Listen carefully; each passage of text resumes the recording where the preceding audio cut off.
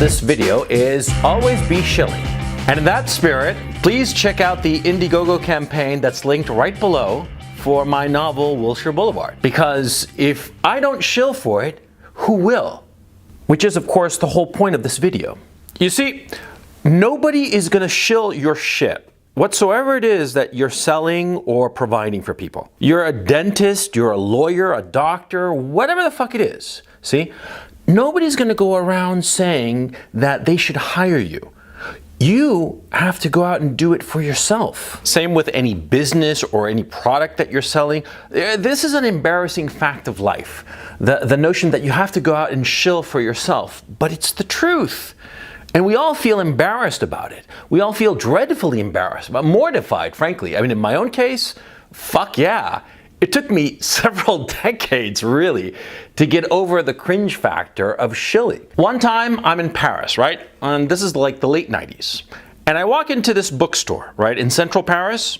I walk in there with my then girlfriend, and I look around at the books, and lo and behold, I find my own novel, right, in translation. Yeah. And it was just really cool. I mean, I was like really happy about it, right? My girlfriend was incredibly impressed, right? That we'd walked into this bookstore in the middle of Paris, and there I was, my name on the title, my picture on the back flap, right? And she was all super excited about it. And what did I do? I was like, oh,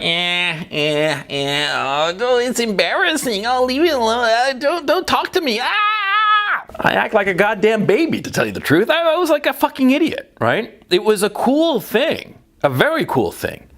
And rather than just be proud of it, I was all embarrassed. But worse, now that I think back on it, what I should have done is I should have taken that book to the manager, the store manager, and said, here, you carry this book and I'm the author. I could have shown him my ID, my passport or whatever to prove that it was me, right? And I could have told him, look, why don't you do an event?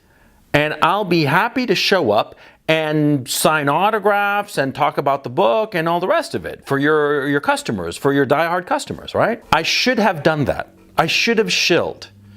And instead, you know, I was like 30 years old at the time, and I was just too embarrassed. I was just, you know, ashamed. I found it cringy to have to go out and do the ugly business of selling.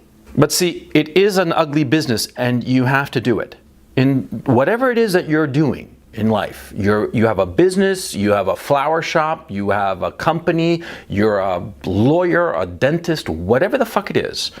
Unfortunately, you have to go out and shill because nobody's going to do it for you. Think about what shilling is. Shilling is telling people about your business, what you are doing, what you are offering to them, right? That's what it is. Now, the fact of the matter is, if you don't do it, who will? I mean, what is like God up in heaven? Is he going to beam like the knowledge into the heads of all the people that you want to be your paying customers? Is that how it's going to work? Do you think that's going to happen? You tell me, yes or no, huh? Of course it's not going to happen. See, there isn't a God in the sky who's going to beam the information of whatever it is you're hoping to sell to all your potential customers. You have to go out and do that. And that's the ugly business of selling. Because my suspicion is that when we do it, we feel like frauds. When we go out there and tell people, oh, this book that I wrote, Wilshire Boulevard, it's so fantastic, you should go check it out. We feel like frauds. I think that that's the problem. We feel that we're like somehow fooling people or somehow cheating them, which is absurd, of course. You know, like the book, right? It's right here. Here's the manuscript. I wrote the fucking thing, right? All the pages right here. It's real. And I think it's pretty decent, right? It's a real thing, and yet for some reason we feel as if we are cheating the person or we're somehow fooling them or taking them for a ride. And you have to ignore that feeling. I think it's just a natural embarrassment, that cringe factor, and you have to ignore it. You have to realize that what you're doing is perfectly legitimate and perfectly fine, and you have to go out there and knock on doors. And you have to go out there and show people why they should hire you, why your product is the best, why your store or the service that you provide is better than any of your competitors, or at least as good as any of your competitors. You have to do that And whatever qualms, whatever squeamishness you have, you got to get over it. The fact of the matter is that the people who get over the squeamishness, the people who go out there and shill their shit, they shill their profession or they shill their product or whatever it is, those are the people who succeed. And the people who are too good to shill, they're the people who fail. And that's a fact of life. You heard that expression, the squeaky wheel gets the grease? Yeah, well, the loudmouth gets paid attention to. The loudmouth, the guy who's out there shilling, people hear about what he's doing and they decide to at least check it out. They might think that he's a clown for shilling so hard for his product, right? But even if they think that he's a clown, they'll show up and they'll look through whatever it is that he's selling. And they might buy it, which is to your benefit. Don't be afraid of shilling. Don't feel embarrassed by it. It's natural to feel embarrassed, but you got to get over that. You got to kill that feeling. And you just got to go out there and do it. And the best way, of course, to get over a hump that you might have is to practice it relentlessly. The way to practice shilling relentlessly is to find some job in sales.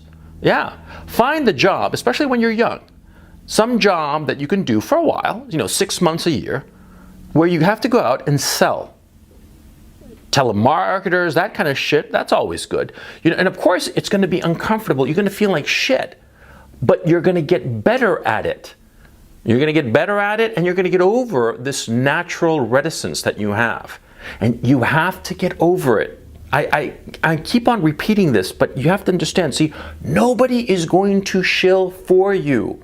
There is no way for you to simply hire somebody to shill for you. You can't. You got to do it yourself. Even the biggest companies have found out that they can't really hire public relations firms. They can't really hire outside marketing firms. They have to do it themselves. Because if they don't do it themselves, nobody else is going to do it, or at least not do it well. You have to shill for yourself. And here's the next thing, see? The next embarrassing thing, but you have to do it. Whenever you have the opportunity to shill, shill. Whenever you have a chance to talk to somebody about what you do, about your product, even a potential friend, even if you're thinking, this guy's really cool, but I don't want to shill what I do because, it would turn, potential friendship into a transactional thing. Kill that voice. Kill it. And shill. You have to. Why do you have to? Because if you don't shill and you don't sell in this economy, in the society that we live in, you're going to die. You're going to go broke. You're going to be fucked beyond all repair. See what I'm saying? Yeah.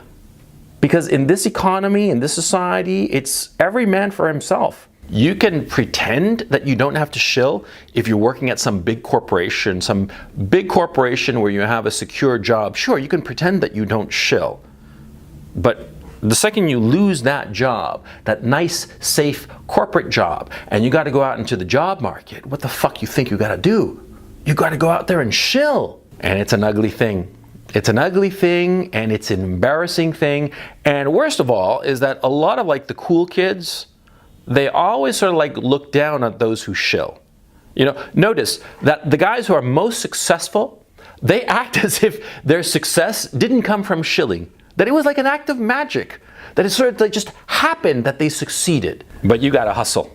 Oh yes, you gotta hustle. You gotta hustle, you gotta move your ass.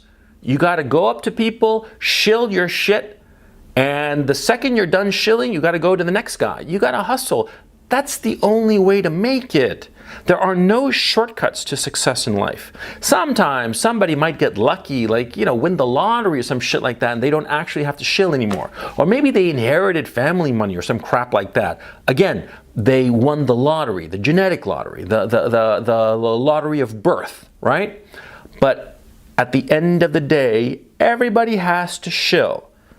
The people who are more successful in their business are the people who wind up making more money. And the people who wind up making more money, unfortunately, they're the ones with the better life. Do you want to have a better life, or do you want to have a shitty life? That's ultimately the choice.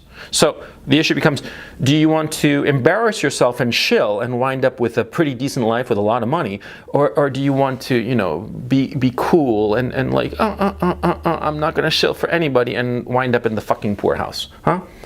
Which is it going to be? You tell me. And while you're thinking that thought, please go check out my Indiegogo campaign for Wilshire Boulevard.